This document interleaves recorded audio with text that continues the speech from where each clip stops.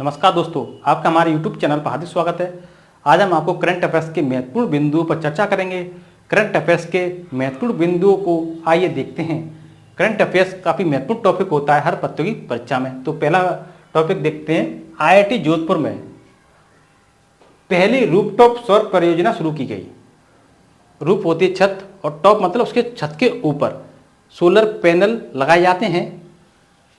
ऐसे करके solar panel लगाए जाते हैं छत के ऊपर, जिससे क्या है, पानी पड़ता है तो फिसल जाता है और सूर्य की किरणों से वो चार्ज होता रहता है और उससे यूनिट बनती रहती हैं और उससे क्या है, लाइट को हम यूज कर सकते हैं। तो IIT जोधपुर में पहली रूफटॉप सौर परियोजना शुरू की गई है। इसका उद्देश्य कार्बन उत्सर्जन को कम करना है और बिजली क्षमताओं का महत्वपूर्ण उपयोग करना है। सतत ऊर्जा समाधान, ठीक है। NVVN के नेतृत्व में IIT जोधपुर में रूफटॉप सौर परियोजना हरित भविष्य की दिशा में, ग्रीन एनर्जी की दिशा में एक प्रमुख कदम का प्रतिनिधित्व करती है। 1 मेगावाट की क्षमता वाली यह ग्रिड से जुड़ी सौर परियोजना ऊर्जा उत्पादन पर सकारात्मक प्रभाव डालने और कार्बन उत्सर्जन को कम करने में महत्वपूर्ण भूमिका निभाती है।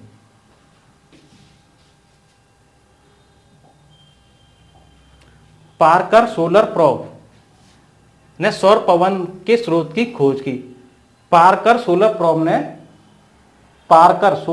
ने सौर पवन के स्रोत की खोज की। पार्कर सोलर प्रोब एक अग्रणी सौर मिशन सूर्य के रहस्यों को जानने के लिए सूर्य के करीब पहुंच गया है। पार्कर सोलर प्रोब सूर्य के करीब पहुंच गया है। उसके रहस्यों को जानने के लिए उसकी जो सौर पवन है, जो उसका प्रभाव मंडल है सूर्य का, वो किरणों को पृथ्वी की ओर भेजता है। तो उसके जानने के लिए एक महत्वपूर्ण कदम है पार्कर सोलर प्रोब, जो कि सूर्य के करीब काफ़ी करीब पहुंच गया है। तो इस महत्वपूर्ण मिशन ने सौर हवा के स्रोत की खोज की है। सौर पवन को समझना बहुत महत्वपूर्ण है, क्योंकि यह सूर्य के प्रभाव मंडल से कणों और ऊर्जा को पृथ्वी की ओर ले जाती है। अंतरिक्ष का जो मौसम है और सौर तूफान का जो पूर्वानुमान है, उसको जानने के लिए पार्कर सोलर प्रोब का महत्वपूर्ण योगदान है।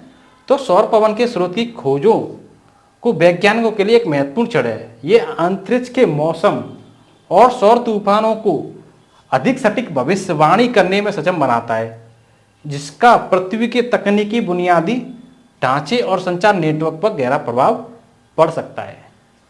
सौर पवन के पीछे के तंत्र को समझकर वैज्ञानिक इन अंतरिक्ष परिघटनाओं से जुड़े संभावित जोखिमों का अनुमान लगा सकते हैं और उन्हें कम कर सकते हैं। तो पार्कर सोलर प्रोब ने सौर पवन के स्रोत की खोज की है और इसे सटीक भविष्यवाणी कर सकते हैं। जो अंतरिक्ष का जो मौसम है और जो सौर तूफान है, उसका पूर्वानुमान लगा सकते हैं। नासा ने स्पेस गार्डन का निर्माण किया। नासा जो अमेरिका की स्पेस की एजेंसी है, काफ़ी बड़ी एजेंसी है, उसने स्पेस गार्डन का निर्माण किया है। नासा के अंतरिक्ष यात्रियों ने पृथ्वी की सीमाओं से परे, मतलब पृथ्वी की सीमा पर नहीं, पृथ्वी की सीमा से परे ताज़ा भोजन उगाने की क्षमता का प्रदर्शन करते हुए एक अंतरिक्ष उद्यान की सफलतापूर्वक खेती की है। इस प्रयास ने वैज्ञानिकों और अंतरिक्ष के प्रति उत्साही दोनों का ध्यान समान रूप से खींचा है। बेजी सिस्टम और जीनिया ब्लूमिंग एक्सपेरिमेंट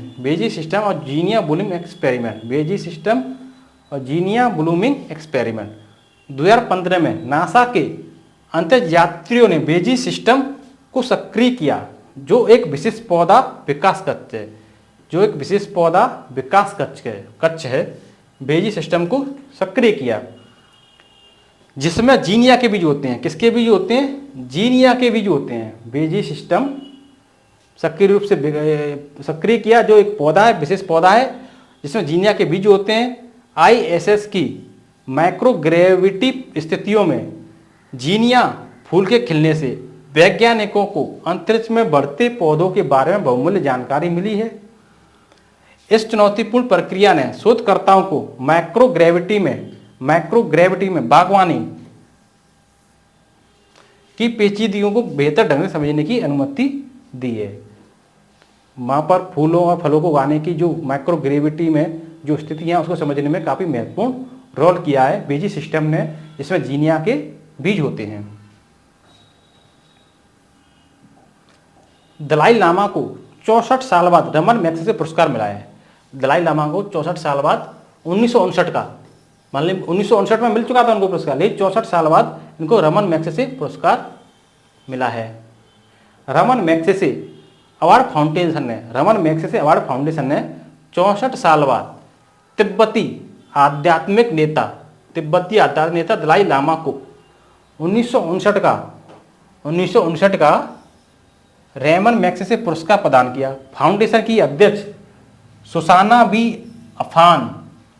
अफान और फाउंडेशन की ट्रस्टी एमिली ए अब्रेरा ने हिमाचल प्रदेश के मैकलियोडगंज स्थित उनके आवास पर व्यक्तिगत रूप से उन्हें यह पुरस्कार प्रदान किया गया। यह पुरस्कार महत्वपूर्ण है क्योंकि यह दलाई लामा को दिया गया अब तक का पहला अंतर्राष्ट्रीय पुरस्कार है। दलाई लामा को मिला यह पहला अंतर्राष्ट्रीय पुरस्कार 1959 का है, लेकिन अब 64 साल बाद इनको यह पुरस्कार मिला है।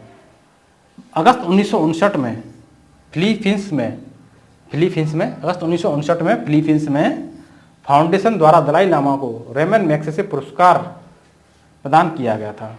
तिब्बती लोगों के लिए दलाई लामा का संघर्ष तब शुरू हुआ जब उन्हें 1959 में तिब्बत पर चीनी आक्रमण के बाद निर्वासन के लिए मजबूर किया गया। 1959 में चीन ने तिब्बत पर आक्रमण किया और उनको निर्वासन पर रहने के लिए मजबूर कर दिया गया। उन्होंने अपना अधिकांश जीवन तिब्बतियों के अधिकारों का समर्थन करने में बिताया। दलाई लामा अहिंसा के एक मुखर समर्थक रहे हैं, यानी कि उनको हिंसा पसंद नहीं है, अहिंसा के मुखर समर्थक रहे हैं। अब हम रमन मैग्सेसे पुरस्कार के बारे में जान लेते हैं। यह पुरस्कार एशिया का नोबेल पुरस्कार माना जाता है। काफ़ी बड़ा पुरस्कार माना जाता है। इसका मतलब यह 1957 में स्थापित किया गया था। यह पुरस्कार उन व्यक्तियों को दिया जाता है जिन्होंने अपने क्षेत्र में विशिष्टता हासिल की है और दूसरों की उदारता से मदद की है। वो क्षेत्र कौन कौन से हैं? पत्रकारिता है, सरकारी सेवा है, लोक सेवा है।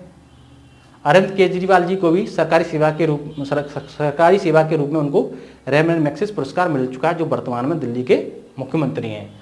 साहित्य के रूप में मिलता है पुरस्कार, रमन मैग्सेसे पुरस्कार रचनात्मक संचार नामक 5 श्रेणियों में दिया जाता है।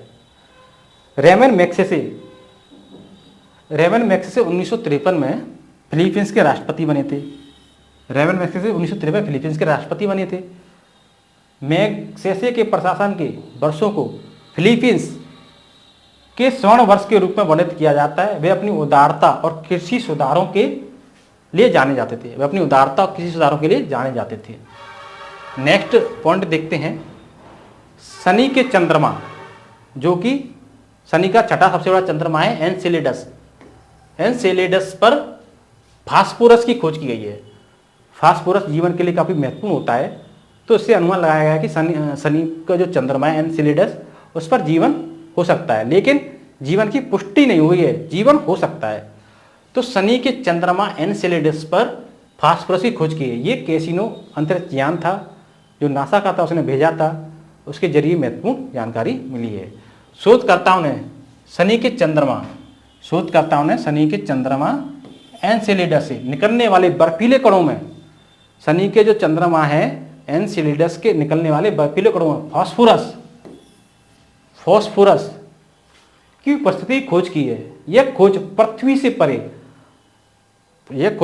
से परे यानी कि ब्रह्मांड में, अंतरिक्ष में आकाशीय पिंडों की संभावित निवास क्षमता को समझने की नई संभावनाओं को खोलती है। फास्फोरस का महत्व। अब हम फास्फोरस का महत्व जानते हैं कि फास्फोरस का महत्व क्या है। फास्फोरस डीएनए और आरएनए की संरचना में एक मूलभूत इकाई है, जो इसे जीवन के लिए एक महत्वपूर्ण तत्व बनाता है। यह कोशिका झिल्लियों और ऊर्जा वाहक अणुओं में महत्वपूर्ण भूमिका निभाता है। एनसेलेडस पर फास्फोरस की खोज से पता चलता है कि इस चंद्रमा में जीवन के लिए आवश्यक बिल्डिंग ब्लॉक हैं, यानी कि यहाँ जीवन हो सकता है। एनसेलेडस पर डेटा संग्रहण और विश्लेषण। इस अध्ययन में उपयोग किए गए डेटा को नासा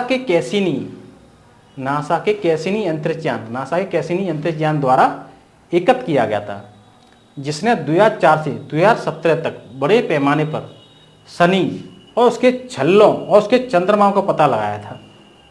कैसिनी अंतरिक्ष यान ने 2004 से 17 के बीच में शनि और उसके छल्लों और उसके चंद्रमाओं का पता लगाया था। कैसिनी पर मौजूद कॉस्मिक डस्ट एनालाइजर उपकरण ने एनसेलेडस से बर्फीले कणों की संरचना में मूल्यवान अंतर्दृष्टि प्रदान की। शनि का छठा सबसे बड़ा चंद्रमा कौन सा? एनसेलेडस अब जीवन को समर्थन देने के संभावित उम्मीदवार के रूप में उभरा है। हालांकि फास्फोरस की खोज एक महत्वपूर्ण कदम है, यह एनसेलेडस पर जीवन की उपस्थिति की पुष्टि नहीं करती है। फास्फोरस की खोज महत्वपूर्ण उपलब्धि है, लेकिन जीवन की पुष्टि की वो पुष्टि नहीं करती है, यानी कि एनसेलेडस पर जीवन हो सकता है लेकिन पुष्टि नहीं हुई है। नेक्स्ट पॉइंट देखते हैं। 5वां राज्य खाद्य सुरक्षा सूचकांक स्टेट फूड सेफ्टी इंडेक्स जारी किया गया। जो 5वां खाद्य सुरक्षा सूचकांक जारी किया गया, इसमें बड़े राज्यों में जो पहला स्थान हासिल किया वो केरल ने किया है और छोटे राज्यों में गोवा ने हासिल किया है, और केंद्र शासित प्रदेशों में जम्मू कश्मीर ने पहला स्थान हासिल किया है। आइए देखते हैं। केंद्रीय स्वास्थ्य और परिवार कल्याण मंत्री कौन है? डॉक्टर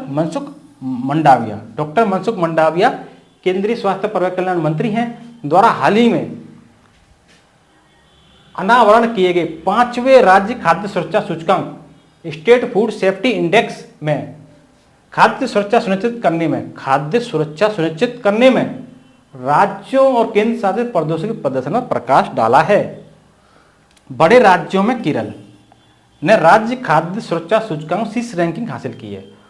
छोटे राज्यों की श्रेणी में उच्च खाद्य सुरक्षा मानकों को बनाए रखने में अनुकरणीय प्रयासों का प्रदर्शन करते हुए गोवा अग्रणी राज्य के रूप में हो रहा है, और केंद्र शासित प्रदेश में जम्मू कश्मीर। इसके अतिरिक्त केंद्र शासित प्रदेशों में जम्मू कश्मीर, दिल्ली का दूसरा स्थान है, चंडीगढ़ का तीसरा स्थान है। ने क्रमशः पहला, दूसरा, तीसरा स्थान हासिल किया है। तो जम्मू कश्मीर का पहला स्थान है केंद्र शासित प्रदेश में, दिल्ली का दूसरा है, चंडीगढ़ का तीसरा है। बड़े राज्यों में खाद्य सुरक्षा को सुनिश्चित करने में शीर्ष रैंकिंग केरल की है, और छोटे राज्यों में गोवा की शीर्ष रैंकिंग है। केंद्र शासित प्रदेशों में शीर्ष रैंकिंग जम्मू कश्मीर की है। फुकोट कर्नाली जल विद्युत परियोजना के लिए भारत और नेपाल ने समझौते पर हस्ताक्षर किए। फुकोट कर्नाली जल विद्युत परियोजना ये जापान में स्थित है, और भारत और नेपाल ने इस पर हस्ताक्षर किए हैं। एक महत्वपूर्ण सहयोग में national hydro electric power corporation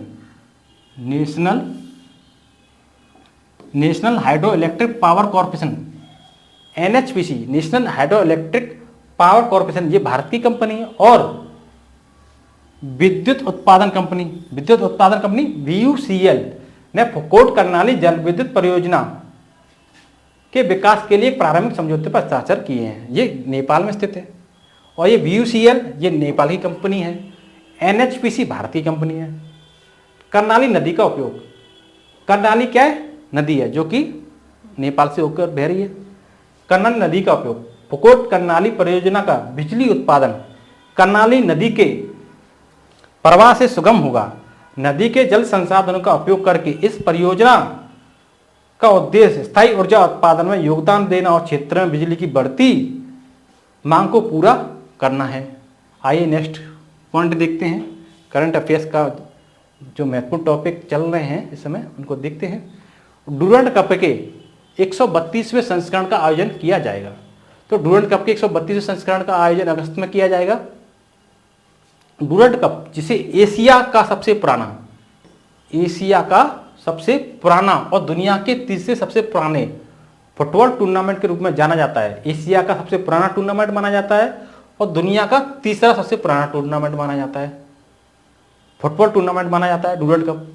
3 अगस्त 2023 को शुरू होने वाले 132वें संस्करण के साथ एक बार फिर फुटबॉल प्रेमियों को लुभाने के लिए तैयार है। भारतीय सशस्त्र बलों